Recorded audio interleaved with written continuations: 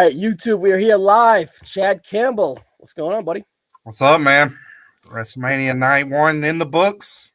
I think we got a good bit to talk about, so I'm looking forward to that. Yeah, we had, I don't want to say a roller coaster of a night, but we had some highs, especially early. We had some melatonin, let's call it, areas within the show. I don't think we had anything overall bad. We didn't get to the really great stuff at the end. So, I think we let the people kind of funnel in here as we get going. But do you kind of agree with that sentiment, or what do you think?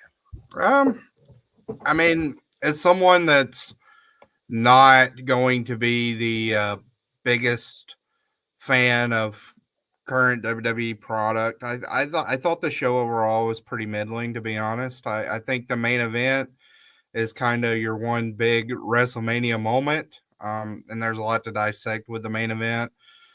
But beyond that, I did think, even from like a casual viewer's perspective, it was a show that kind of lacked those WrestleMania moments. Um, but there's also a lot to me with WrestleMania. There's a lot of variables in play too. Like, I watched it on Peacock this year, so you know, did I feel like I wasted my evening? No, but compare that to last year, which I think night one, I don't know. I may think night one last year was an overall better show.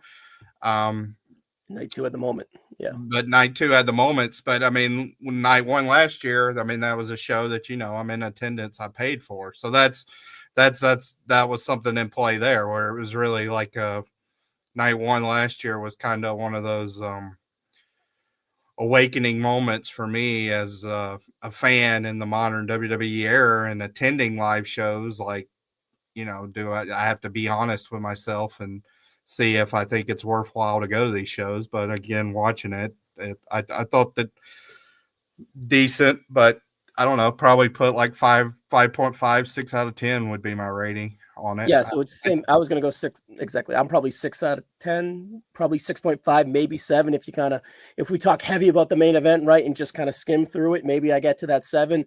But I think my gut tells me 6, good show. Yeah. 6 is pretty good show. Um, Probably the lows are probably a little bit more effective than me. But I think those lows kind of mirror the build. And I think some of the matches struggled with perhaps that the investment wouldn't show in the match, right? So I think that'll be a through line as we kind of get deep into the show. But I feel like we're in a good mood. So let's not sour that good mood and go right off the bat here. Let's start with the main event, Chad. The main event comes in at 32 minutes and 55 seconds. And mind you, before I say that first, because it didn't really feel it. Something like that in a big WrestleMania match like that, you say 32 minutes and 55 seconds, you'd be kind of take a step back and be like, add in the 15 minutes of entrances, add in the 10 minutes of video packages. We're talking about an hour and plus of investment there. But Yeah. it didn't necessarily feel that. There was no down points. The triple threat formula kind of helped, in my opinion, garner, that momentum as the match built. You didn't have the collar and elbow tie up. You got the brawl right away. You got fireworks, theatrics. And they didn't really harp on Heyman or play into the drama throughout. You had a lot of cool spots in between.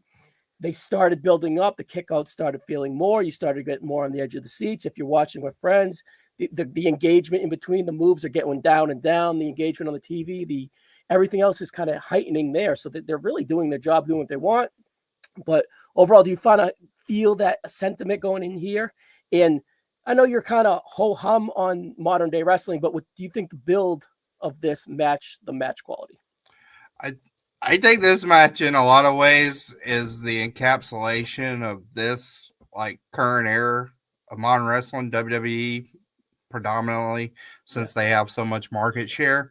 I think this is a match that's going to be pretty fascinating going forward in canon wise, like where it ends up. If we're 10 years down the road, like how it ranks if you do like an all-time Mania ranking list. Because I mean, there's definitely stuff that if you are opposed to, just blatant like kickouts and we're going to rest and reset while we get the crowd reactions and all that, this had an abundance of that. I mean, there was a lot of kickouts in this match. You know, like, and it does sometimes get contrite, like on the first GTS. I think it was Cole that was like, I can't believe that he kicked. It's like, all right, well, we've already seen like Rollins kick out of the GTS in their matches previously, so I don't think anybody was shocked at that. But I do think the match itself did some smart things, like the first 10, 15 minutes, while pretty disposable, did have a few like minor things going in with like the crowd brawl. But I thought there was some little smart touches on the crowd brawl where you had the trash cans in the crowd. That's always Full something. of trash too, so it didn't Full of look like a trash. plant, So right? it was more organic that way. I thought Roman's dive into the crowd was very organic as well. Um, Calculated too. The commentary played into it as well, yeah, right? yeah, so I commend them on that because that's one thing with kind of the WWE house style brawling that you'd seen where it's like it's a trope and it's a pet peeve, but it's like, why are there these trash cans under the ring? Why is there these kendo sticks under the ring? You have No to fucking really kendo sticks. stretch believability.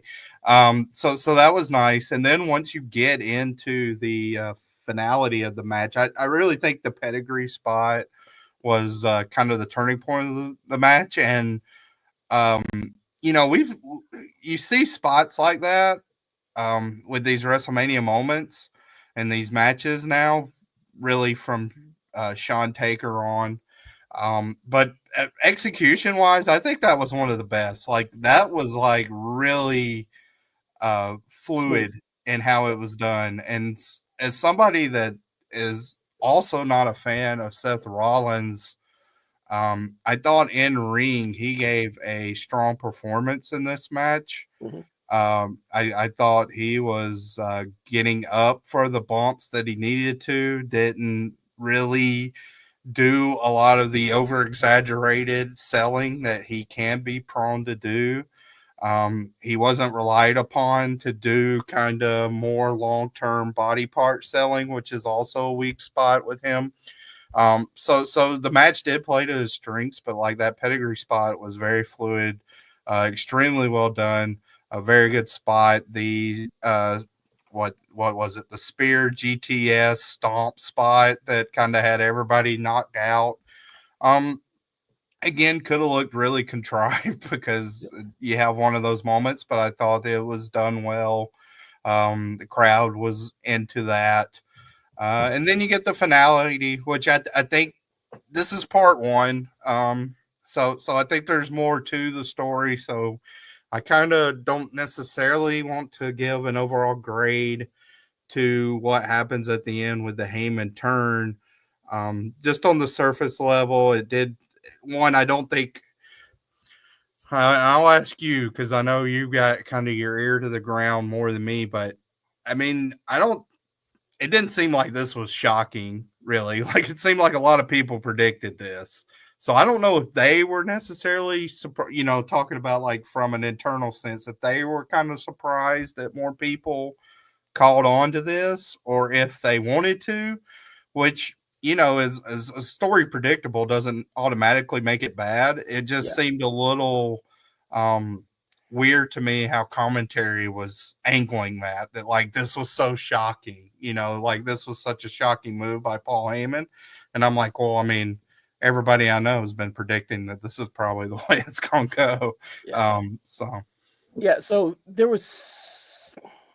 it was so in your face coming in, right? That I was like, it's got to be a red herring. yeah, There was, and then I started thinking back to earlier when they developed this feud. What were the breadcrumbs that they laid there? Because they want to lay those breadcrumbs for you to follow them, but then they want to take you on a path the other way. And I figured that this path the other way was the whole Seth Rollins. He was so heavy-handed. He had the opportunity to curb stomp Paul Heyman. He didn't. He was playing into Roman and Paul's hand. He was playing into Seth and Paul and Punk's hand. So it felt that Seth became the mastermind in a way of all this, right? So it's just like, all right, well, he's obviously the third wheel because the money match leading in the whole time, in my eyes, was Roman and Punk with Paul being Miss Elizabeth, Roman and Punk being Hogan and Savage. We have like the Mega Powers fighting over Miss Elizabeth. And then we have Seth Rollins that, in a way, kind of, did he orchestrate it all with Paul? We're 20 minutes after this match ended. It's too early to tell. But Yeah. was it an orchestration? Does it play into tomorrow night for some way? Right? Who else do they go to recruit? Is this like a new dangerous alliance? Because coming in with Paul recruiting Seth or Seth recruiting Paul, I don't think Seth Rollins is a strong enough character to stand on his own with Paul Heyman. I think he would need other forces around him, like a Braun Breaker. He would need other cool factors, up and coming heels, so on and so forth, whoever they may be, right? If they want to rehab any guys and throw them in the mix here. Like another pseudo dangerous alliance built around Paul Heyman, I kind of think is the way to go. And then as the show goes off the air, you can kind of see Roman and Punk kind of glancing at each other and being like, fuck, we need to come together now. Right. Even though there's kind of their baseline of respect there, but there's also a baseline of hate as well. So there's a lot of things coming out. But ultimately you have two broken hearted baby faces, right, that got duped by the smaller star. The execution was great throughout. The storyline was great throughout. And even the breadcrumbs that I alluded to earlier in the story, they probably still awry and sprout, but they're just going to sprout in another way with Punk and Heyman playing into the friendship, right? And at the end of the day, I said this in a preview a lot of the time, Paul Heyman is a leech, right? He has been a leech his whole career. If it's not to the Head Shrinkers or the Wild Samoans or whoever, right? The Dangerous Alliance, just to leech onto his WCW job, ECW, the Alliance, leeching on as a commentator, so on and so forth, Brock Lesnar afterwards, whatever. He's been a leech his whole time. So why did he leech to Seth Rollins? Now, 20 minutes out, 25 minutes out, why did he leech on to Seth Rollins, in your opinion? Yeah, that to me is the part I want to see before I grade it, because just on the surface, that to me seems like the biggest stretch of the whole thing is, all right, like I think with the progression from Punk to Brock to Roman and this like Heyman arc that you've seen the past 12 years or whatever, you can see like, okay, like that made sense for him to quote unquote upgrade up. Rollins, uh, they kind of present him still as like this young up and comer, which I think is humorous. But I mean that this could be a forward facing move, because you do have to really look at it like, are they using this Mania to be forward facing? Because 5 years from now, like I don't think Rock's going to be around. Cena's not going to be around. Roman, who knows with the way he talked this week. Punk, I don't know. So all of a sudden, like Rollins at the tender age of 38 is kind of one of those guys that may still be kicking at 43 or whatever, and asked to main event these Manias. And I do think like if they built a faction with the like New Age Dangerous Alliance, you could put Becky in that. You could do stuff with Breaker, across the genders. whoever. That's a good idea, right? I like that. I don't, just spitballing. And of course, again, I think we'll get a lot of answers tomorrow night. I don't like the idea of them just kind of impacting the main event or being a part of that, because then I think like you're really punting this Mania as a whole. Which seems crazy, because then you'll have like two finishes of the two main events that are pretty screwy, and almost to set up like what's next. Like this is just a bridge chapter.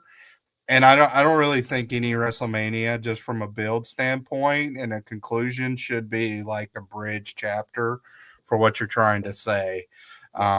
So I'm not crazy about that. But them as a standalone faction, he can beat Jey Uso tomorrow, and I'm not going to shed any tears over that. So Jeez, that's rough. But all right, so two things. One, do you feel that there was no stakes involved here other than Paul Heyman? Yeah. I don't know, it didn't hurt the quality, it didn't hurt the investment whatsoever. I think I think the star power was there, and I do think that's a testament to Roman, to be honest, because with Punk, with his return, Punk's gonna be a dynamic character to discuss. Yeah, but they have kind of clearly shown so far in this year and a half that Punk has a ceiling.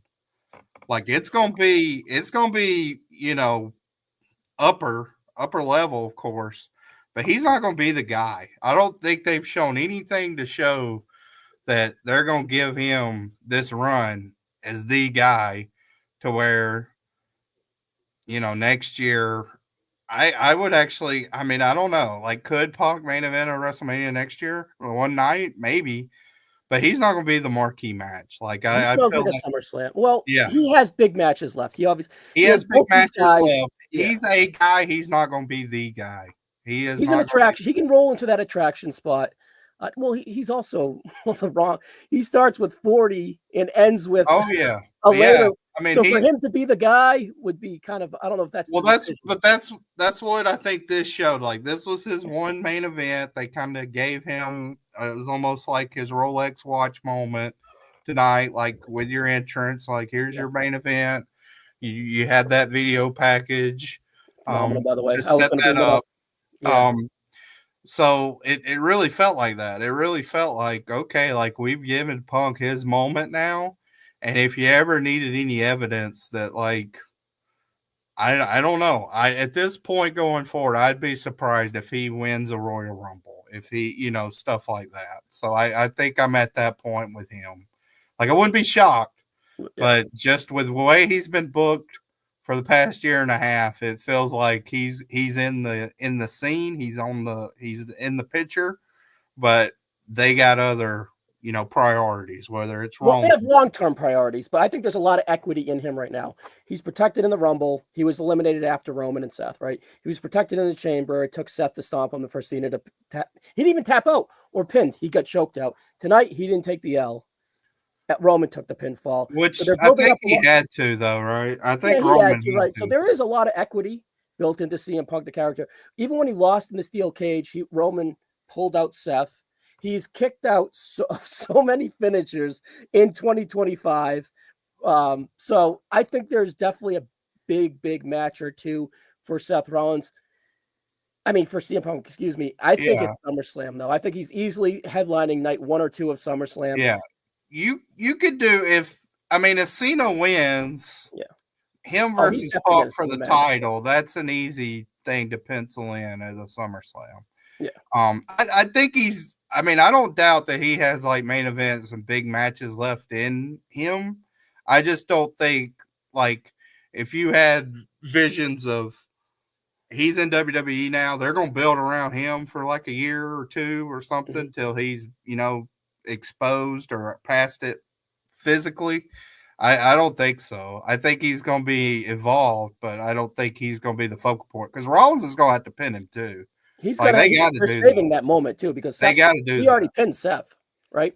So they're holding back on that. Also, mind you, they have to react to that reaction to him. You have the whole arena screaming clobbering time. You just got a Seth reaction that was mega. You got a Roman reaction that was mega. And honestly, Punk's reaction blew him out, right? So Yeah, you had a Living Color and the live reaction and the video package and the fire burning down song, all that built up. I think you're downplaying Seth just a little bit, but then again, I'm a Seth Mark, right? I have the motto, give me text. I want to read right after this. And he goes, you would thrive in this crowd, you fucking Seth Mark, or you fucking Punk Mark, and so on and so forth. So there's definitely a big yearning for CM Punk in the main event. They will cash in on it, I think, but will it expire by 2026 is probably, I guess that's what you're saying. 2025, there's plenty of equity in CM Punk. do you think he'll be the champion again? Yeah, I was Like, just going to say, at least. I don't know. World, I guess. I just He don't can be think the he's ever 10 going to be. He only has. He's a fascinating career and somebody to discuss because of the polarization of him. But he has so little moments where he's been the guy in a promotion. To be honest, and it's interesting that I don't know. He's obviously like, and he always has jump up moments though. yeah, he's always there. Like, I'm not downgrading. Like, I don't think like he's not going to be in the Andre the Giant Battle Royal next year or whatever. But it's just interesting. I do think like, and it is what it is. Like, obviously, like him getting his release and coming over was something I think for both sides they had to do. And it's not like it's a negative or nothing, but I don't know how much like there's just always that restraint with Punk that he can be mainstream up to a certain point, and then he's just never going. Because even like with my casuals tonight, like I mean, they were cheering for Roman. It's like Really. Roman has that ability that neither Rollins or Punk have. And It's in the the magnetism. Like my son's girlfriend was over, and like we had 4 teenagers over, right? And they all stood up and did the ones when Roman came out. yeah, like You know what I mean? They're like when Seth came out, they're like, "Oh, the Rock torch, right? It's placating to the fucking Rock." They read the internet, all that bullshit, which we're gonna get into next, by the way. yeah, And then when Roman comes out, it's the ones up and it's the silence and it's just like the taking it like Rumble 2023 when you stood next to me and I'm doing this the whole time and you're like, you're a fucking mark, sit down. I'm like, right. no. But Roman has that. Yeah. Punk, I mean, very few have it. It's yeah, not like I'm not trying to knock Punk because I mean, like I love Gunther. Gunther doesn't have that either. But I mean, I'd say it's Roman, it's Cody, it's Rock, it's I mean, these yeah. are the top of the top of the top. But Well, Cody garnered that. Like he grew into that. yeah, It wasn't natural to him, right? no, And Rollins, any chance he can ever get to that because they're going to roll the carpet out and hope that he does. Aligning him with Heyman, building around him. We're not the biggest Rollins guys. Like I, for him to impress us, it takes a lot. Like I just think there's something that just seems inherently disingenuous about Rollins. And with Cody, when he wears that suit and gives his, PR dribble, a lot of it is nonsense. But I don't know. Like, I mean, like, so, I saw Cody at a restaurant in Disney World and he was dressed nice. He was with Brandy and it felt like Cody. You know what I mean? Like three-piece suit, three-piece suit. it wasn't a three-piece suit, but it was like a nice, nice outfit. It felt like him though. It didn't feel like, oh, this is the real Cody, not the character on TV. Yeah. With Rollins, with these outrageous outfits and just some of his antics, it's like you can't. There's not that. Well, with Rollins, personally, I always feel like he's searching for something. Is this his something? Because in ring, he's incredible, or he's passable, right? Like he's incredibly He has passable the at that level. tools. He's He has always that. had the tools. Yeah, He's that's what always exactly. had the athleticism and the tools and the capabilities. I think he knows. To me, it's almost like a Kenny Omega. Just I think Omega's more like analytical and big brain. Like I think both of them have in their head like this is what makes a good match, and I have the athletic capabilities to do that.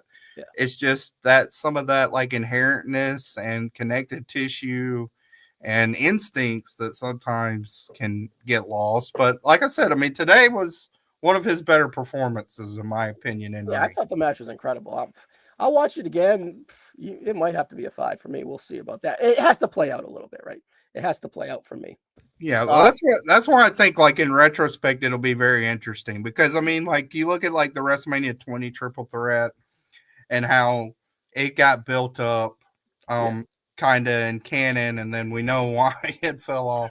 But even something like the first Ring of Honor main event, like that felt like okay, this is a match that encapsulates this era and this is a match that you can drop in a moment in time.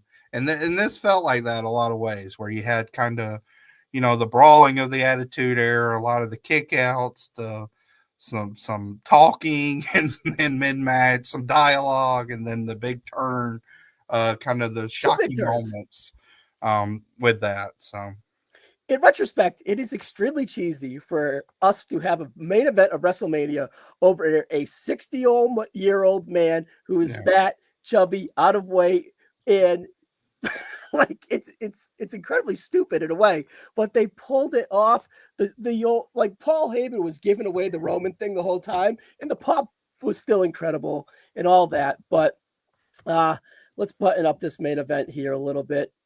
I any connecting tissue to tomorrow night with this is my final question to you, because at 39, you could say there was a tissue Yeah. connecting there.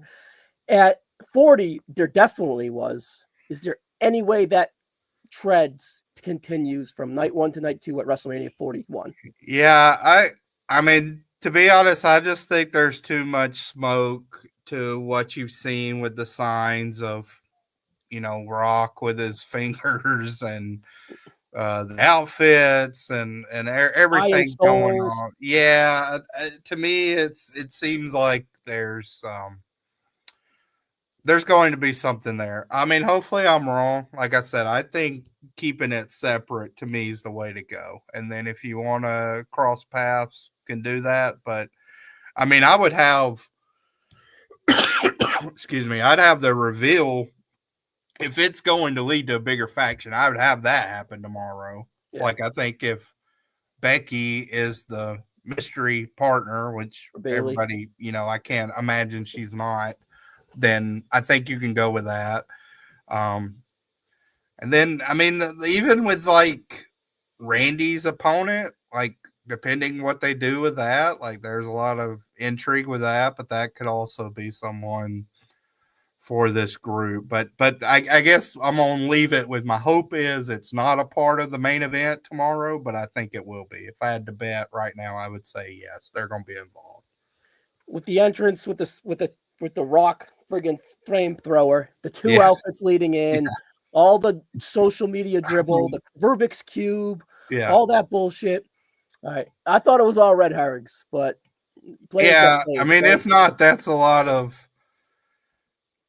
I mean, which they did with the Heyman thing too. Like that seems so obvious. A lot of people thought it threw it off. Maybe this is Yeah. the throw off, which please by all means. But This is a deep one too. So I did notice that Heyman returned with the bright red phone. And before that bright red phone had talked to The Rock. So I'm not like that's like last year at this time. So Yeah, they do this shit gonna in dress up as the ninja and the ghost of Rick Rude's gonna come. Hey, and there's some connecting tissue too, where Seth, he really won the belt for Cody in a way too, right? He was the Shield, and he took the Saw, and there's just so much layers to this story that they can all connect tomorrow. They can connect 40 to 41. They can connect night 1 to night 2.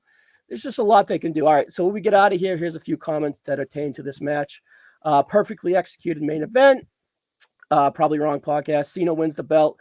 Seth and Paul join him, The Rock, in the ring tomorrow night. Kind of what we just talked about, perhaps there. Double A. Andy, our buddy Andy, Punk will probably have at least one title reign before he's done, I think. Yeah, at least I would say. And the fact that there's 2 world champions, he doesn't have to have the big win. That I think. I mean, I think him as the world heavyweight champion, sure. I would actually be surprised if he is the champion on the Cody lineage going forward, that belt. Cody and Punk's a big match. If you harping back to the big match, I just don't think Punk's going to win. Perhaps we get Rollins and Cody if Cody wins tomorrow too. So we'll see. I'm not ruling out Cena winning anyway. So all right, well here we go. So I think Cena's winning. I mean, we can get the very quick prediction on that, but yeah, while we're here, let's do it. I mean, watching the buildup, if Cody comes in strong again, I mean, he's came in strong both.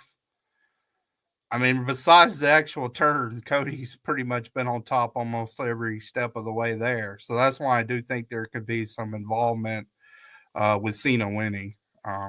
So WrestleMania 36, night 1, babyface 1, main event, babyface 1, second main event.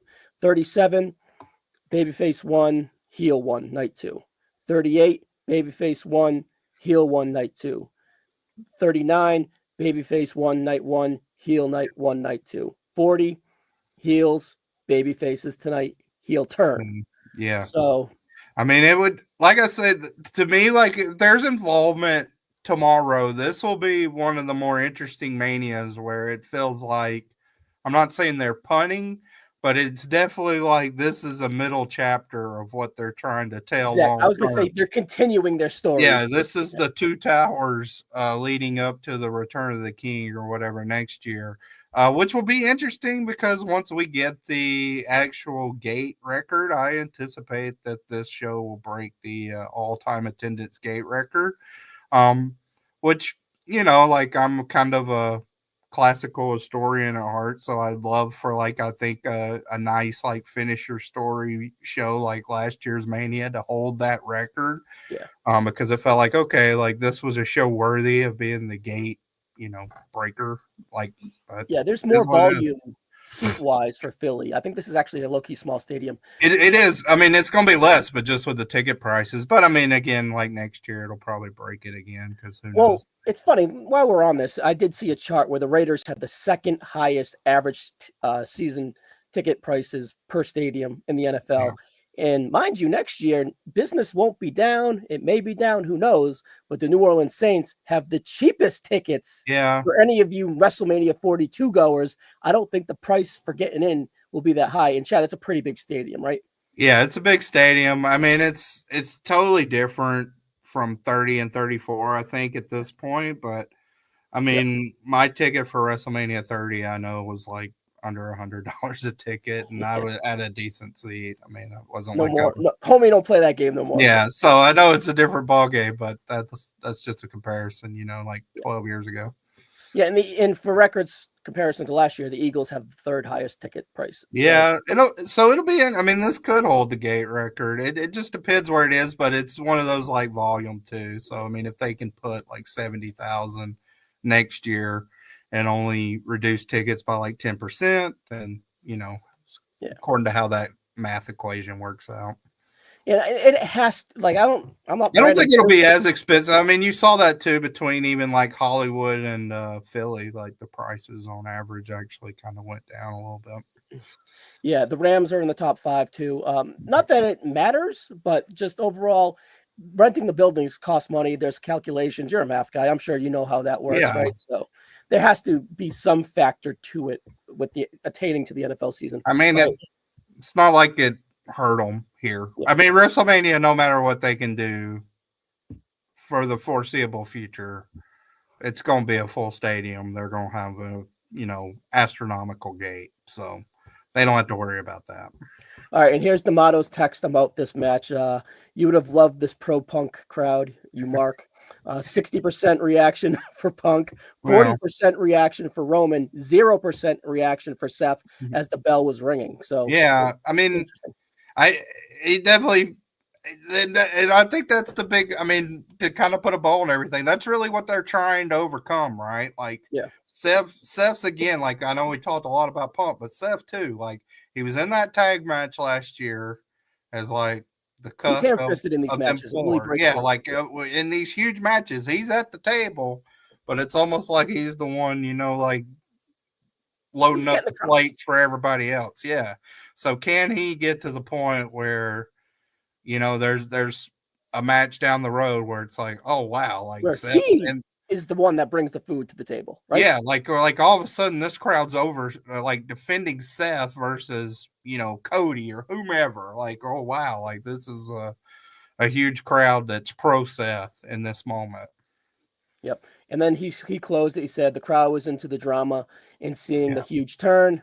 Mediocre night one, not much else besides the main event. So yeah, that's was the agreed. motto's closing text. And here's a little more comments for Andy before we move down the card. I think Cena is winning, but the only doubt I have is whether or not I want to him break the record as a heel. That kind of goes into my thinking too, why kind of Cody may hold it. And Maybe I don't necessarily think they care much about these records though. yeah. I mean, Well, the only record I think they really cared about was the streak. I mean, like the championship record. I mean, because Charlotte's at 15 or 14, whatever. She was going for 15 or whatever it was. I mean, at who the some fuck point, knows? I Do mean, they add NXT? Do they quit they added NXT? NXT exactly. So, I mean, at some point, somebody's going to be beaten. I mean, I don't know how many times Rollins has been the world champion at this point. Um, you could tell me 4, you could tell me 11. I mean, I don't know. Like you get so it is Yeah. what it is. All right. I think we kind of, while we have this main event vibe and so on and so forth, I think we go back to the start of the match at the pay-per-view here. And somebody called him Matinee Jey Uso on Twitter. I enjoyed that. Jey Uso defeats Gunther by submission. That was the surprising part to me. For the World Heavyweight Championship, 16 minutes and 30 seconds. Mind you, this bell rang at 7:21. Yeah. Jey Uso's entrance started at 7:09. Gunther's entrance started 7 minutes later. So we have a 7-minute Jey Uso entrance. Again, mind you, I don't mind this entrance. I've been there live for plenty of it. I think it's fun. I think it adds to the match, adds to the character. And part of the reason why he's in this spot, right, is that organicness that he got here. Is that entrance and that vibe is the reason why he is your world heavyweight. Right. I'd say. So, yeah. That was the gateway of kind of getting him. So for him to get celebrated and given that was cool. 11 minutes is way too fucking long. After you get the 8 minutes of intros, you get the 3 minutes of Triple H. Again, this is WrestleMania. Fucking that shit needs to stop. It's done. Coming off an hour and 7 minutes of your Hall of Fame speech where you make out with your best friends. You got fucking everyone falling asleep in the stands. Shawn Michaels gets 1 hour sleep when he has a 5:30 wake up call at NXT. Wake up call. Even this one, like I don't know what he was trying to say at the beginning. Because it almost felt like he was gonna say like for the first time I was like, is he gonna say for the first time Mania's in Las Vegas? Because somebody didn't watch the Peacock special. But then he was like, it was so like for the first time everybody is watching you on the global around the world. I was like, what are we talking about? Like, what does that mean? It's like that's like me coming up on here and saying like the last second of my life was this one. I mean, what of course. So yeah, like we can have an intro to WrestleMania without Triple H being front and center welcoming us to what it was. To play his defense, first of all, it should have been shorter, but the whole global what's everyone watching, it's because Netflix, it's on Netflix globally, and everyone has Netflix. So that's why he said it's inclusive for everyone around the globe to have it available for them to watch live. That's what it was. Okay, so it's a little meaningless, to be honest. It seems very meaningless when you have shows globally that, I can put in WrestleMania 5 and Gorilla Monsoon's talking about 100 countries or whatever. So, I think it's not like they haven't been able to watch. So, spare me. Yeah. So, all that being said, that was what it was. But for the bell to ring 21 minutes in. Yeah. Yeah, it was a lot. It was a lot. I'm one that loves the bullshit. I don't mind the video packages. But I was eager to get to this. I don't want to say the Jey Uso entrance is kind of a little long in the tooth because I'm a proponent of it. I think it's valuable. I think he should have the belt no longer past SummerSlam. Yeah. Let's see. Let's give him a college try. Let's see what he does. Priest was successful last year coming out of this, right? So can we carry that momentum with the Yeet Man? We'll see. Yeah, but, I mean, as a match and the entrance and everything together, I thought that his reaction was good for the entrance. Like, I don't think the entrance was bad, but I didn't, with both the entrance, the match itself, and then especially the celebration, it didn't feel like a WrestleMania moment. Even though Priest, I think, is a good comparison. Now that has more like extracurricular stuff going on from last year, but even like with McIntyre winning, it felt more important than with Uso. No, like last year before Priest cashed in, it was like, okay, like this is cool. Then what we got here, I thought the match was to me pretty pedestrian. Like it felt like a maybe a be generous 3 stars for me. Like that's kind of where I'm at. I didn't think the Uso. Yeah, Uso to me is someone in ring that really loses a lot. I think he is also on that Rollins level, but a lot worse athleticism. So there's just stuff in there that doesn't. The matches rarely connect. I mean, really, the single matches rarely connect, the big single matches. Um, this didn't have a lot of melodrama, which I was happy with. I hated the finish. I'll say that flat out. Because with Gunther, Yeah. like I think with Gunther, you are now building yourself.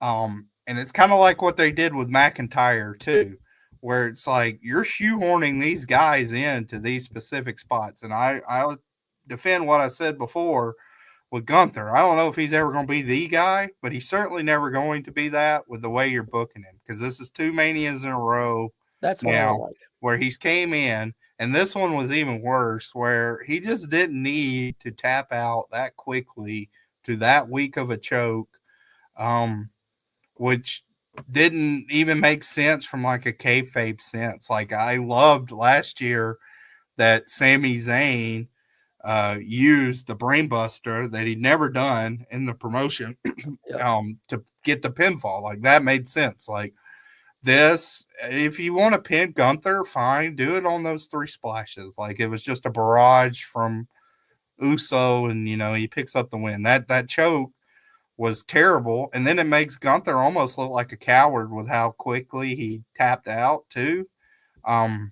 Which I don't think you want to do at all. So I had big problems with the finish, and I think from Gunther we need some pretty heavy rehabbing and to keep him in the mix, like his Yeah. trajectory going forward. But I mean, where do you think he lines up? Because this felt like, I don't know, like I don't necessarily know if they go to a rematch with this. So I think it's integral that Gunther's in an important feud going forward and looking strong after this. All right, so they had the 3 pretty good matches before this. IC match was a Raw main event, but it was Intercontinental title. Jey Uso was on the bottom of that glass trying to break through, and they had an excellent match, but they played into that glass ceiling of breaking. King of the Ring, same thing. It was excellent, but it was a Raw main event, and it was really playing into Gunther's strengths. Then they had the Saturday night's main event, pretty good match, but lesser. We're going downhill match quality wise. I see King of the Ring, the Saturday night's main event. So this one, it was interesting to me because I kind of knew what the finish was. It had to be, right? So I was like, all right, Yeah. what are they going to do and present from a match quality wise and structure wise? You didn't, like you said, they didn't really play into the drama of it all, which kind of plays into the conclusion of this match. On paper, I kind of like the idea of it. I just didn't like the execution. Right? Yeah. Like I was like, oh, he caught Gunther, and Gunther tapping out is going to play into the future of kind of how Gunther goes, in my opinion. And the 3 of you with Richie, I kind of laid out where I think Gunther's going to go. So it was two WrestleManias in a row where Gunther was now caught, right? Sammy caught him on the buckle powerbomb, and now he was caught in another scenario in a choke. I like it a little bit better than you, but I agree the execution was kind of whack, to be honest with you. So now Gunther has to go through the trials and tribulations within his head because he showed that those perceived trials and tribulations coming in where he kind of lost his mojo a little bit once Jay kind of found his confidence and powered up to him and confident up to him. And then he was just like, oh, back down a little bit. So Gunther needs to, one, isolate himself with Imperium again after he randomly dismissed Ludwig.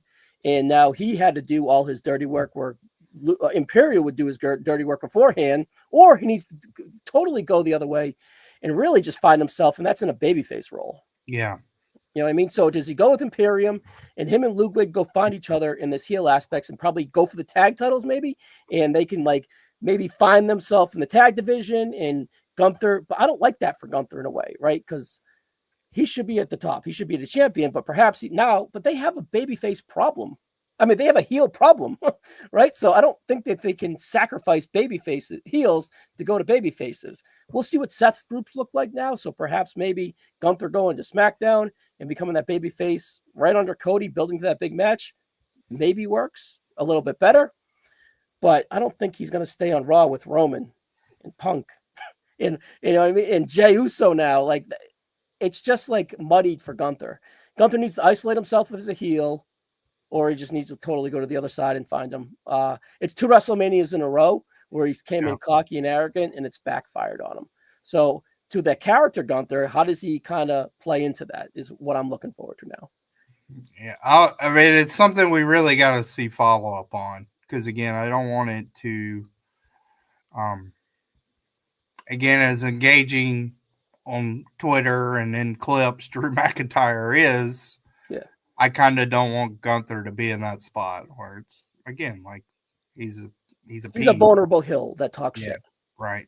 Because Gunther, in ring wise, should not be that. He cannot. No, I mean Gunther can be too as a baby face. He can be very effective too. He can show more vulnerability, I think, as a face. He's shown it as a heel lately, but it Yeah, just backfired on him yeah, in a way. yeah. It's almost him coming in as overconfident, but you would think like he wouldn't have made the same mistake twice. And to me, this was even worse. Like this was him tapping so quickly that I mean, passed out. I like Andy says, I'd have been Yeah. much more fine with that.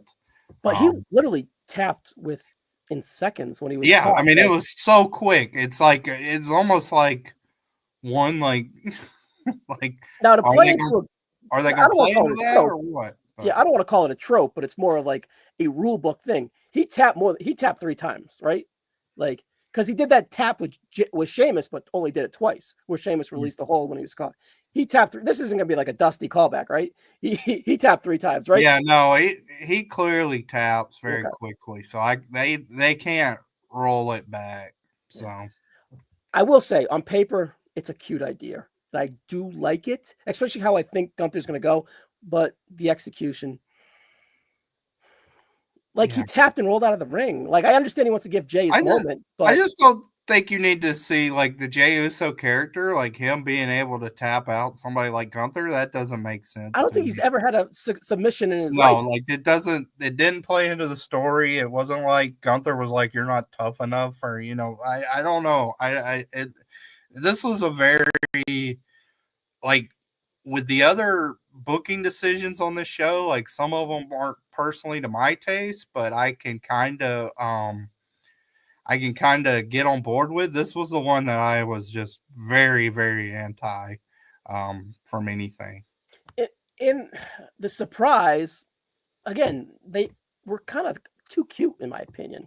It kind of downplays Jey Uso because why not go to the splash for the 3rd time? Like, right? It just goes to this thing. Like, I don't know why everybody wants to do everybody else's finisher move too. Yeah. Like, that's never, like, I mean, when I don't know, like it's overused at this point. Like it was really cool 24 years ago when they first started doing that, but that's done, and you never see that in sports. Like if somebody's a great curveball pitcher, the opposing pitcher doesn't come in that's a flamethrower and says, all right, well, I'm gonna throw a curveball to show. I mean, I don't there's never any like one-upsmanship in that regard. Like it stupid. Shaq's not going to start shooting threes, right? And it doesn't make sense. It just doesn't. It hardly ever works, and it's executed well because especially in this match too. Like just looking at the chokes being applied, like Gunther's looked a lot better than Jay's, and then Jay's was the finish. But I'm just thinking with Jay getting the absolutely surprise win. Yeah. Is that investment where Uso climbs to the rope for the 2nd time and the 3rd time for the big splash. Like the crowd remembers him climbing and the crowd's with him climbing and they're like gasping and they're on their edge in the seats and they're super invested for Uso to do the 3rd splash for the win. They get the tap. They're like, oh, it was like more of a, he won, not the investment in the title reign, in the journey that he's been down. It was more of the shock. So on paper, it's a little bit too cute, I think. I agree with that. I think they knew it was predictable. Jay was going to win. They wanted to subvert how that happened. And I just disagree with the way they went about it. We'll see. I say SummerSlam, and I don't know. I think Logan Paul will be his first title defense, and Jay will win that. I think that's a decent marquee match for Uso, and I think the styles kind of mesh pretty well. And SummerSlam, I'm not sure. Maybe Rollins honestly gets him. I don't know. We'll see. Right? I don't know. Yeah, I don't foresee a a real lengthy reign, to be honest. So. Yeah. So, all right, the second match here on the card, the New Day defeats the War Raiders by pinfall to win the to win the World Tag Team titles, in 9 minutes and 15 seconds. It was a subject It to was a a match. bathroom break. It was a gentleman's 2.5. It peaked at a 3 sometimes. Mind you, I'm 3.5 for the last match. You're a gentleman's 3. I'm a little higher than you, but whatever. Here, 2 3/4. I'm 2.5 all the way here. I thought this was just a decent match. It was fine. Not a lot of juice. It would have probably been better if it was like on a Raw after WrestleMania, where you had a lot more investment from the crowd. I know with 2 nights it helps, but it does, and it's tough because I want to be careful with what I say because I do get so annoyed that 2-on-2 straight tag team title matches so many times get put on the back burner with WWE. That at least they gave one here on one of the 2 nights, but yeah, this didn't really feel like it had a lot of stakes or big things going for it. So, and I think they kind of trusted that the New Day would get the heat. They doubled, tripled down in the pregame package here with the Big E turn, and then the Vikings, the heat on the Vikings, and all the New Day talking shit and the character work. The video package was pretty much molded around that. So I thought that they would probably get the heat in 9 minutes. I kind of like them stealing the match. I love the Heenan grabbing the legs with a leverage pin. That was cute. And there were some cute aspects and moves to get this match to 2 3/4, 3 stars for me. It's just it just hurt and lacked the investment here, right? So it kind of is what it is, to be frank. Agreed. All right, the next match here, again, another 9-minute match. This time, 9 minutes and 20 seconds. Jade Cargill defeats Naomi by pinfall. Finish was cool. Yeah, I think Jade had a couple good power spots here. She's just someone that a lot of her power stuff and a lot of her presence, like with her entrance, you're like, oh wow, like what an imposing figure. She looks like a star. And then something happens when the bell rings, and you're just like, oh, okay. So I get that a lot with her. It's part of it's just her mechanics in the ring. Like there was one spot here where even like Barrett had to cover for her and was like, oh, she was playing possum, where Naomi was on the ropes and the camera angle was on Jade, like staring and like prepping to get Naomi in the power slam. So it looked really bad. Where like, of course, Naomi dives right into her arms and she gets power slammed. It's like, all right. I mean, but Jade seems to have those a lot, where you can almost see her thinking like, okay, what's the next spot we got to do, and let me get in position to do this, and then let me try to do that. There's a lot of like gears turning still. So that's an issue. But yeah, I mean, at the end, the power spots were fine. I thought this was another decent to okay match that didn't really feel like a WrestleMania match. I was kind of surprised. Some people seem to like this one. Well, they were probably invested in it because the story. That's true. I mean, Marty Sleaze is always like my contrarian opinion maker, and he was praising this one, which Marty Sleaze. So, well, here's the thing. What I took out of this match was it looked like a very impressive recap video match. That's what it was. Like just based off of Naomi doing a great job basing for Jade for her power stuff. The in-between stuff, is Jade ever going to get it? That's what's going to hold her back. That's what's going to hold her back from getting up to that level. I'm kind of ready to throw in the towel on myself. I think she's a tag girl. You know what I mean? Yeah. I just don't think I don't think she has it on that level. And I mean, at this point, like it's one of those where you could say, well, she was so experienced, but it's one of those that's getting late early. You know what I mean? Like she's been around now for a while and be putting these matches. Any chance this Jade stuff spills over tomorrow with Bianca? Maybe. But you're probably the last guy to answer that question with caring. I don't know. Like on one hand, with 2 nights, like you have the benefit of doing stuff like that, but it gets too much to me where it's just like every match can't be like, oh, does this play into something tomorrow? Or, it's like, because now you're saying like, I mean, I'm going to watch both shows, but now I like have to be invested for this 9 hour, you know what I mean? Like, it's like, all right, like I don't. What I will say though, there was a alone. precedence at the Chamber where Jade came out and revealed that she knew Naomi was a part of the attack and taking her out. Right. Is there any way that Jade reveals that she knew Bianca was there? And this whole time they knew they were going to do that angle, and that's why they inserted EO there. We still get the saved Rhea Bianca dream match, money match, however you want to look at it. Because personally, that's the money match, in my opinion, is Jade versus or Bianca versus Rhea. Yeah. So maybe it's just a long, strung out story to get to that, and they just split them in here now to go with the Jade stuff, and they inserted EO. So EO is kind of Rhea's best opponent one-on-one at the time as well. So you could see a lot of messiness with that build because it is a mess. Get untangled tomorrow night, and perhaps like could be some breadcrumbs that lead to it. Personally, I'm a little indifferent to it. I mean, they keep booing Bianca. I don't know if that's just, do you think like this plays into that, or it's just people are so in the bag for Rhea? Because I'm more on the latter. Like, people are just not going to boo Rhea. That, and I think that Bianca kind of wants you to. She's wearing black. She's short with the girls now. She's kind of has heelish tendencies, and it's been long for Bianca. It's kind of time, honestly, right? So yeah, that whole build has been it's been a mess. Yeah, that one's drove me a little crazy. All right, this is the first time where I felt that we kind of got something WrestleMania worthy. Well, the USO win was WrestleMania worthy, don't get me wrong. But investment-wise, Fatu versus LA Knight. Fatu wins at 10 minutes and 40 seconds to win the United States title. I thought this was laid out very well. Worked to both guys' strengths. And this is a unique mesh of styles and characters, both over, right? Similar size.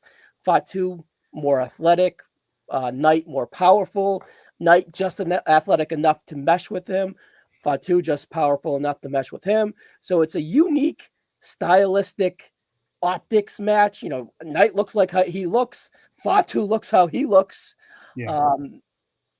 I was into this throughout. I thought it was awesome. 11 minutes was probably the perfect length. Yes. I was yearning for a little more afterwards, which probably means they did it right. So overall, what you think of this match? Yeah, I thought this was a very fun match. LA Knight is someone that I never really am like drawn to, where I'm like, oh, I can't wait for this LA Knight match. But when he's put in these positions, he always seems to sort of overperform in my eyes. So I think it's time I just start giving him credit, because he almost did that last year with the AJ match too. Like, it was under the radar. It was a pretty good match, in my opinion. Yeah, I thought that was a real good match. I thought this was a good little sprint match. You know, I mean, this was above the good barometer for me. Nothing like spectacular, but 3.5. Yeah, good, but very good. Yeah. And Fatu, I think they've done a real good job building him up. He's kind of became everything they probably hoped Solo would be, but he just has it more. He has more, viciousness and kind of that, like, out of controlled athleticism, dangerous. Yeah.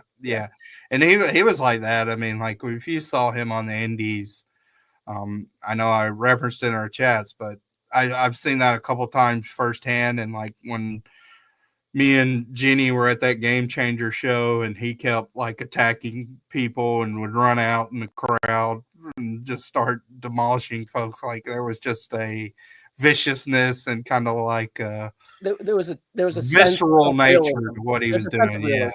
Yeah. So yeah, this was a really fun match. Looking forward to seeing who Fatu is linked with going forward. Wouldn't mind them running this back on like a SmackDown. Or there's more teeth in this for sure. Fatu has the charisma that Solo lacks. Absolutely. 100%. However, Solo, I kind of dug him as the hype man. I mean, that's fine if he wants to be that. That's quite a. It was the most likable I found him in a long time. Like, I always pushed back on Solo. I never saw it. No, when these guys would like pump them up in our chats and stuff, I'm Yeah, like, yeah. I don't see it, I guys. was very anti-Solo, so I'm happy with that. I've been wrong, as somebody that thought by this point, Cameron Grimes might be a WWE champion. Yeah, I'm I wrong like Grimes too. But too. You have your Grimes. I have my Madcaps. We all have our yeah, flaws. so can't win them all, but was correct on Solo. It looks like. Speaking of Madcap, you have a little homework. It was fun. I think you'll be rewarded. Check out the Andre from last night. I enjoyed it a lot. I did watch that because y'all were hyping it up. It was a good battle It was royal. good, better. So yeah, there you go. So, all right. WWF sneakily does, I think, very well with battle royals. Yeah, Compared to whenever like the indie landscape and the total. This is like a throughout the history of the promotions. Like if you watch a lot of '80s footage, you see a lot of bad battle royals. yeah, I think WWF does better than almost any promotion in history in booking battle royals especially and not they working. play into the athleticism last night big time, right? Yeah, it was a different kind, but Yeah. it Wasn't a was. lot of lumbering big guys. It was really cool, and I love the callback to the best out of 7 with giving Andrade and Carmel just roll the ball out there for fucking 7 minutes post Rumble. Right, Let's go, right? So right. yeah, great Rumble. And whenever I like look at my sheets, I was like, really? I had this Rumble, I had this Battle Royal at 3.5. Like Yeah. Like it's always even there was that one Angle won the title in like 2006 or yeah, whatever. Like January. that's a really good match. So yeah, it's like well, you know why it's probably a very good thing for the WWF because the Battle Royal is like such a sports entertainment thing, right? That's Yeah. why the Rumble works so Yeah, a well. lot of people with the attraction nature, and this is even taking obviously like Royal Rumble out of the picture, but yeah, even just like straight battle royals, they've done well, I think, historically as a promotion. All right, El Grande Mm, Americano defeating Ray Phoenix by pinfall right. in 7 minutes and 56 seconds. Chad, well, this like Um, me, I yeah, adore Chad Gable from the jump, and I just like love this. It was the perfect timing on the card before the Tiffy stuff, after the good Jacob Fatu match. yeah, We got the big video package with the AI silliness. It's just the Gulf of Americano. I don't know, Chad. It was great. And some of the lucha stuff, like the chain wrestling, Gable put his shit on, man. Like that's not his second nature to him. He's a PC brought and born and raised kind of guy, right? For him to go out there well, and he's a tape watcher, so no doubt, but I mean, training he's probably watched more like old lucha than probably Phoenix, to be honest. no doubt, but training wise, right? Footwork, Yeah, I mean like, training. Yeah, sure, training wise, you can do his main tool set is built in the WWE PC. So sure. you know, Yeah, and no, I thought this was fun. I thought it's a little interesting. I mean, again, I could see how this was sort of like a TV match. You know what I mean? Like, I don't know necessarily if this was a WrestleMania match. yeah, Um, to me, the first 3 matches on this show was really to the detriment of the show because it's like if you had the last the Fatu LA Knight match and this match, then the main event. It's like, all right, well, you got matches to build off of. We'll talk about the women's match next, obviously, but yeah, I think as a gimmick, this is fun. I don't know. What did you think? I know that was a talking point in the chat with the match was better with Phoenix in there instead of Ray. On one hand, I can see that obviously because like Ray is so limited physically now, yeah, but I do think Ray. Well, one, I think they're leading definitely to a mass versus mass match with Ray and him at yeah. probably that If Ray's not AWA. blown out, right? Yeah, Yeah, if he can go. But I do think Ray still does well with those like storyline matches. I mean, we yeah. haven't seen like Sports I guess entertainment. Yeah, a real marquee one since the Dominic match, but that was such an amazing match. You talk about one that got the casuals in. Like my mom was living and dying off that right. Dominic Yeah, Ray match 2 years ago. So on one hand, like, but if they'd have booked it just like this, that it was going to go 8 minutes and be laid out essentially the same way, then okay, like I guess Phoenix brings more dynamic stuff to the table than Ray at this point. But Yeah, I thought taking a that was an back interesting seat. talking point. Yeah, taking a back seat and looking at the structure here feels like, all right, well, we had 20, not even 24 hours to kind of plan this match. Yeah. Maybe they had Ray take a look at it overnight, and then they made a decision this morning as the news broke this afternoon. So it's like, all right, well, what can we do? Ray Phoenix, you're brand new to the WWE. Chad Gable, all right, I was your brother's first match, so I'll be your first like grand stage match. What can we do? And it felt like they had a very basic, fun, entertaining house show match that hurt WrestleMania, but it felt big because the presentation of Americana was good. The circumstances and all that stuff, the entrances Entrance was well done, so was that well helped done. it. Yep. So it didn't feel like a house show, but like structure wise, but it was wrestled extremely well, and it was fun. But you look at it, barely making 8 minutes. Yeah, it was wrestled kind of in that like Punk Ray versus on WrestleMania 26, yeah. 26 and Hardy Ray from 19, like those type of matches where there's just not a ton to sink your teeth into, but what you get, it was It's a good well appetizer presented. for the feud to continue. So it's Sure. definitely El Grande Americano is not done with luchadors. Perhaps he has some stuff to get taken care of. I Yeah, I was mean, surprised it when definitely seemed like they were setting something up with him and Vicino. So yeah. So what I think here is Ray wasn't going to win. And when they put Phoenix in there, I was like, ooh, maybe Phoenix is going to win this. Because if they were going to have what's his face win, they would just put in Dragon Lee. Like Dragon Lee can take the L and still have the great match. But Phoenix, one, has the star power, and two, he just faced Dragon Lee, and it was a great match or a very good match on Raw. Better than this one, but still a very good match. So, but Dragon Lee's doesn't have the yeah, I mean, pizzazz and Phoenix star has more power. cachet. Yeah. Yeah, and Phoenix still has that on Arrival and with Penta doing well and everything. So it made sense, but it feels like they kind of shed it a little bit. And but still, to me, it's still probably got the 3.25. I enjoyed it, and for 8 minutes, I thought there was definitely enough there to get there. Yeah, I mean, I'd probably go 3 stars on this one, but it was good for what it was. Yeah. All right. If El Grande was supposed to win all along, they should have. Oh, I didn't even read this. Putting There Dragon. you go. Yeah, there you go. I didn't even read that comment till now. Birds of a feather. Yeah. So, but marquee wise, Ray Phoenix all day. Yeah, I mean, I think once Ray Mysterio was out, the clamoring would be for Phoenix to take the spot. I don't want to jump off of Grande yet. There's plenty of stuff to sink their teeth in there, right? And Vikingo, right? Like right off the jump with the angle. What a spot for Vikingo. And then honestly, this is the time to do. What is your whole thought on the AAA in WWE? I mean, I don't know. Like it's also something I think you're gonna have to digest. Nino hamburgers. That's funny. Thank you, Poirier.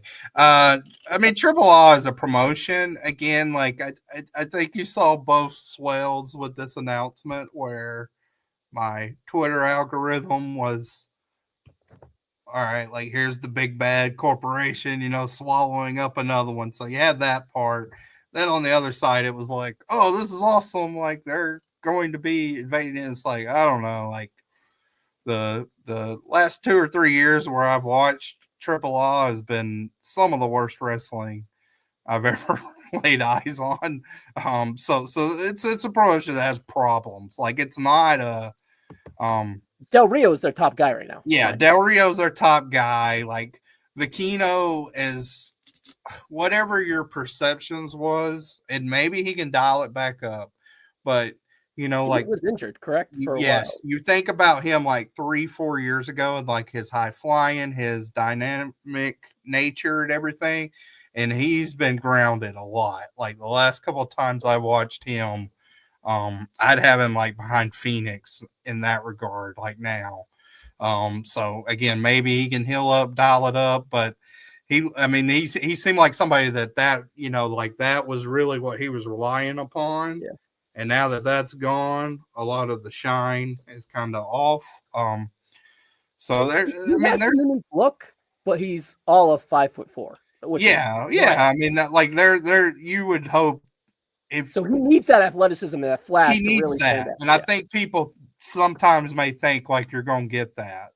And I'm just saying, like in the past year or two, I haven't seen it. So with that, I think the picture's fucking phenomenal. First of all, you got Andrade deadpan. Like, oh yeah, he was hating life. So I love that they're all in gimmick. You got Stephanie Vaquer with the belt and with the face paint. You got Humberto and Angel. Like, Humberto looks the best, honestly. Pena's kids, which were when they showed them at Mania, the the Pena's daughter with the glasses look like a villain from a TV of the week or whatever. Special. It was like, what is going on? But yeah, I mean, I don't know. I mean, it's definitely something where they're going. I mean, they did that to increase their market share. It's probably something where they got a promotion for at this point giving their financial stability. You know, they got the promotion probably pennies on the dollar, so it makes a business sense from WWE's side. How's that library, Chad? I mean, it's a great library. It goes back far. Yeah, I mean, it goes back to 1992, so they could have access. I mean, that's, you know, from Chad's standpoint, it was all right. Let's fire up the hard drives because we got. I mean, like, there's people right now on YouTube doing the Lord's work, uploading weekly episodes of Triple Off from the mid 90s that hadn't seen the light of day yet. And that, as we know, with our copyright strikes, could go away very quickly. Slide that in my. I want to take a little look at that. Slide that in my DMs. I'm curious. Yeah. So I mean, but it's a great library. I mean, like in the mid 90s. Once Pena split in the mid 90s, like Triple A was right there as a bona fide competitor to CMLL, and in some ways the better promotion. It's always a promotion I've had a little bit of a love-hate with, just from the booking aspect of it. So I've always kind of been a traditionalist. Yeah, I've always been more of a traditionalist, like CMLL guy, except for like, you know, like 1995, Triple A is better. But yeah, I mean, it's an interesting move. I just don't. I think you got to see how it settles out. I think there was too much that, you know, with anything, there was too much hyperbole on both sides with the announcement. Where I don't think wrestling as we know it is over, but I also don't think like, oh wow, like all these great new luchadors are gonna be coming in, and if they, you know, like now the WWF hardcores are pretending they loved all these people. I mean, I don't think you're going to get that. King goes next, right? Yeah, like, yeah, right. So, well, we're here. Fuck it. New Japan, any smoke, any. New Japan's interesting. With the Rock thing, you have all these guys leaving. Ibushi, you have friggin' Naito. Yeah. You have Tanahashi in his last year as president, as an active wrestler. Last year's active wrestler. He just doesn't seem like someone that's been too willing as president up to this point, though, to really negotiate. But I don't know. Now that's a fucking history. That would be. I mean, that would be. Investment. That's a good. That would be huge because I mean, like, if WWE bought CMLL, that would be enormous. Like, could be as big as if they bought AEW, right? Because CMLL is the oldest promotion in the world. CMLL has the benefit in Mexico of having that grandeur that WWE has. They have Arena Mexico. They have the history. They have the same thing you're seeing with like the Mariah May, the Stephanie Vaquer, that type of stuff where it's like, well, I wanted to, you know, work WrestleMania, you know, like when I went to bed at night, I'm making probably less money, but I wanted to work WrestleMania. CMLL has that where it's like, you know, when you go to bed at night, you can be, you know, at the Anniversario show in Arena Mexico in a Puestas match, and that's your mecca. It's not Triple Mania still. So, but yeah, New Japan's interesting. I would put it at a low percentage, but I don't think it's not nothing, which is interesting. So honestly, shocker for me, but for me to say that she's gonna be like, no shit, dumbass. But I would trust WWE more than AEW if they were up for sale. Look at Ring of Honor. Like, it's so muddy over there, they can't get out of their own way. Just the tape history wise, and they would probably just let them be. let them run, just go. Like, Yeah, I mean, I think no matter what, like, um, New Japan's at a weird area too, where like, I mean, Naito, it's a weird time for them, man. yeah, it's very weird because I mean, Naito's washed, It's Tanahashi's kind of dead. retiring, Yeah. and so like that era, like Okada's gone, obviously. So that era from like the revival, the main guys are gone. Omega's gone. Now Osprey's gone. So they're building up the new Three Musketeers or whatever, but none of those guys have had very kind of middling success. So it's a weird promotion right now. Yeah, just I think it was worth the 5 minutes to kind of throw it out there and see where we're at, just because of the news of it all. So Yeah, I mean, I think Jeff Cobb will be coming in very quickly. So all right, Tiffany Stratton defeats Charlotte Flair in 19 minutes and 5 seconds to retain the WWE Women's Championship.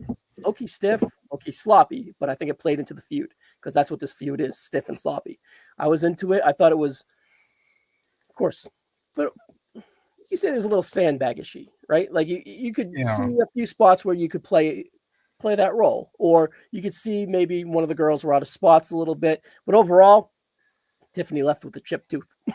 So these girls were laying it in. I thought it was well wrestled, sloppily, if that makes any sense to you. Well wrestled sloppily, transition sloppily, and I was into it. I felt that they were building up pretty well, and I think they cut it off for what it could have been 3.25 stars. yeah. Maybe 3.5. We'll see. I was into it. I dug the stiffness, though. I'm very conflicted on this match because I thought it had some stiffness and intensity that a lot of the other matches didn't. That was one thing I didn't mention with Jade versus Naomi too. Like, you know, which I get it. There was only 2 women's singles matches on this card, but both were kind of like quote unquote blood feuds. And like Jade and Naomi just start out with like chain wrestling. So it's like, all right, like that always drives me nuts. Here, they did start off like throwing blows and they were doing well. I actually like the first half of this match better than the second half. I know. I think I texted you. This is building really well. Yeah, I'm kind of excited where they go with it. I know. Sean Kidd mentioned he liked the second half, but I like the first half better. I thought the second half relied too much on the transitions, and And the then transitions were sloppy. yeah, they were sloppy, and But it never took me out of it fully. I was invested because I was hopeful because yeah, they had the chemistry going in due to the I first half of it. honestly got taken out of the leg work just being completely ignored. And this is a Tiffany Stratton problem with me. And And Charlotte went to it twice with her. yes, and I mean, I know like Tiffany has only been around for 4 years, as I mentioned. If you look at her cage match, she only has like 130 matches, period. Yeah. And this is where I think like not working house shows and stuff like that is a burden Yeah, because she just has like these signature spots with like the what she call it, the world's prettiest moons or whatever her finisher is, and then she does the handspring elbow. Those are so reliant on the springiness of your legs that if you're being worked over and that's becoming integral spots in the match, which it was here, where Charlotte did go back to that figure eight uh, multiple times, then if you're getting up and just, you know, bouncing to the top rope and doing a moonsault, which she did the first time and hit the knees, and then she did for the finish. To me, that's a problem. That's a psychological gap in your match, and it was too much of a focal point for me. I mean, I know I'm a stickler, but it was too much of a focal point within the confines of that match for me to ignore. So that's where I get those conflicting thoughts. Where like I applauded the stiffness and kind of the which probably was just by accident because these two really don't like each other.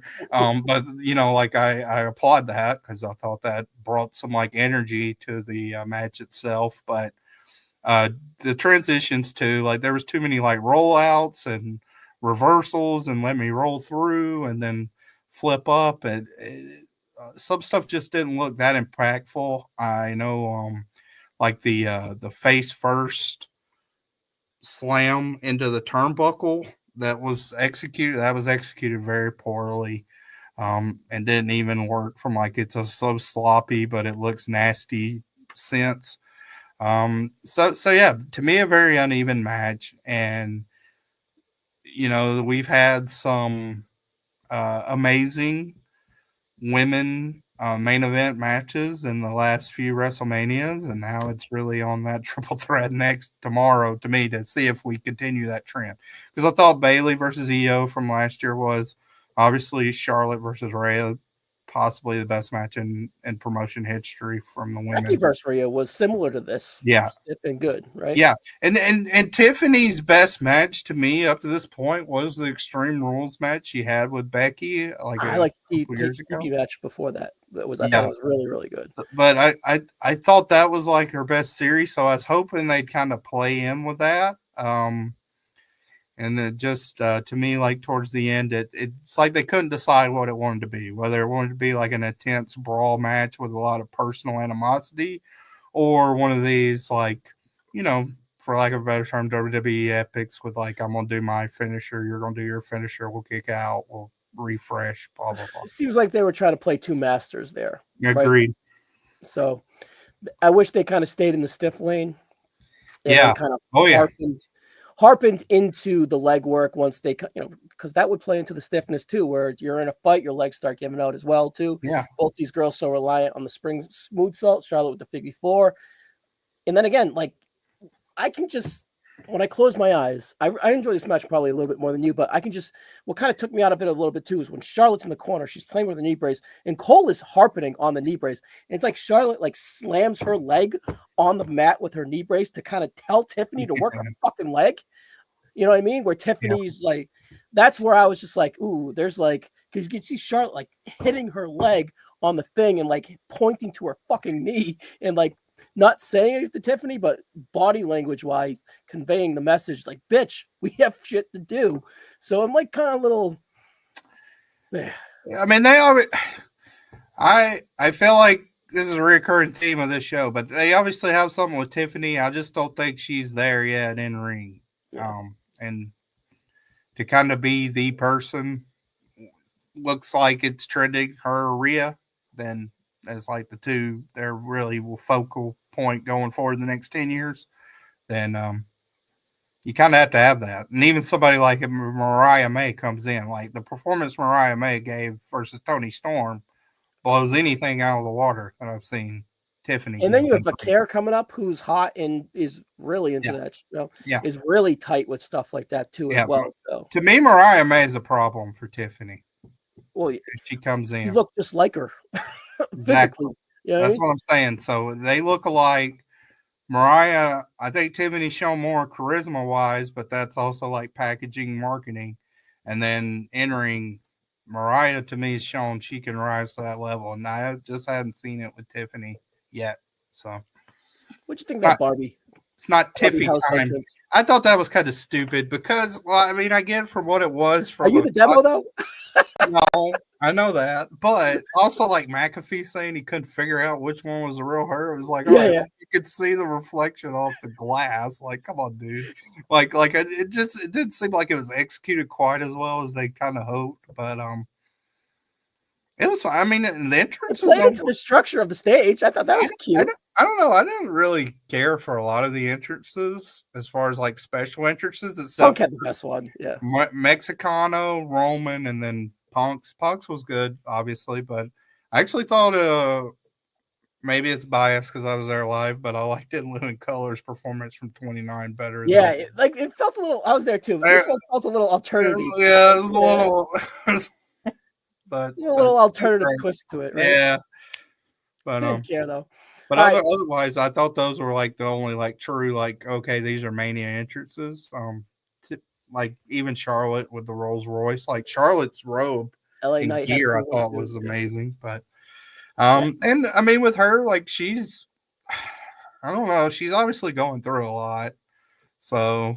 Their gear was way too similar too. Their gear was too similar. There was a lot of like blonde hair being thrown around. So that, it was an interesting match, but I don't think it's one that will particularly age well. Like, I know at the end, I don't know if it was McAfee Bear, but you know how it is. Like, somebody said that was a classic, and it was like, no, I don't think. It was very Yeah, good. I don't think anybody's going to be necessarily deeming that a classic going It's forward. kind of, I think it's similar to the rematch, not the rematch, excuse me, the Ronda 38 match where it's stiff, tough. It's just in a bad spot. You don't remember it right before the Stone Cold, right? So, all right. Three moves of the night that I kind of dug that we didn't really harp on or say. The flip 4-7-20, whatever the fuck El Yeah, Grande pulled off. That was nasty. nasty, incredible too. The BFT with Jacob Fatu off the top rope on the moonsault, also sick and transitional That looked and great. really cool. And then the I think the spear pedigree was Pedigree. awesome. Yep. Yeah. Yeah, I think all three of those were the big, like, wow. Even like in watching the NXT show I really liked from this afternoon. But you could tell like they were doing a lot of like those kind of spots, and there wasn't a lot of like wow spots to me on the NXT show. And those three spots, like of the day of wrestling watching, I think those were my top three spots of the whole night, all day. All right, Chad. I think I'm gonna go up to a 7. The main event Oh wow. was Here we awesome. go. Well, I'm going down after talking to third. Now, I think you live and die on the main event. I mean, to me, the main event is really the crux of whether you think it's a successful show or not, probably. And I think most people think that was a complete success. So, yeah, I think this is a show that, if you're like a WWE naysayer, I don't think this is necessarily going to get anybody on board. I think if you are on board, you're going to say it was a very good show, and then the same discourse carries I'm forward. good personally canceling my hotel 2 weeks ago and deciding not to go. I think I made the right move. Yeah, So, I mean, I didn't have a lot of like FOMO. yeah. It's Only up to the thing main I had event. it during Main Punk's event. entrance. That's it. I only Yeah, had it main during event. Punk's entrance. Yeah, main event felt huge. For sure. I also had fun enjoying it, watching it with my friends in my living room too. Yeah, no, I mean, this was a neat experience for me, and then my 8-year-old wants to watch night 2 with me tomorrow, so we'll get Excellent. that experience and see how things go there. Hopefully Nakamura's there for him. I know he's a big Nakamura. Yeah, Nakamura's been tough. He's done as Nakamura's push has diminished, so has his interest in Nakamura. So Final 4 of the Battle Royal though yesterday. So yeah, anyways, who thought we would close with that? Chad, it was fun. Awesome, man. Thank you. had a good time. See you guys. See you tomorrow night, guys. See ya.